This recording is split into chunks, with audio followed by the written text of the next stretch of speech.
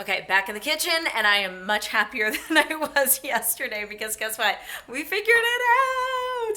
I didn't totally screw it up. I kind of screwed up the cabinets, but not completely.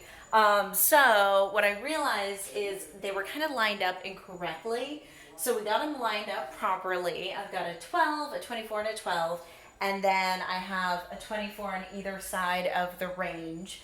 And then these super cool black cabinets down on the bottom that are going to go all the way around. Oh my gosh, this would be so gorgeous. And we have the black stainless appliances that are so hip and so cool right now. Here's my only issue. I do have one little minor issue here. And if you see here, right there, that doesn't totally line up with this. This is not the refrigerator we're gonna have, mind you. But once we do have our actual refrigerator in place, what we're gonna do is just add a tiny bit of filler here.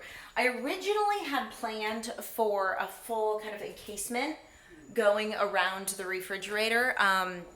And you know, it always looks really nice and really built in when you do that. However, I decided against it on this because the encasement would have had to match the upper cabinets and been white, and my refrigerator is a black stainless, and I thought it might look kind of funny.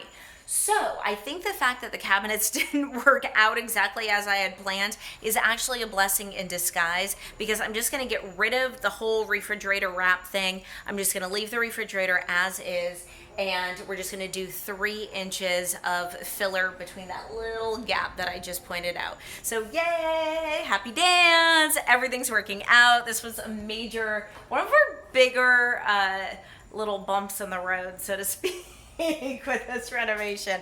But I'm so happy that it is finally fixed, and I'm gonna keep you updated. Jorge is just plugging away on these cabinets. It looks so good.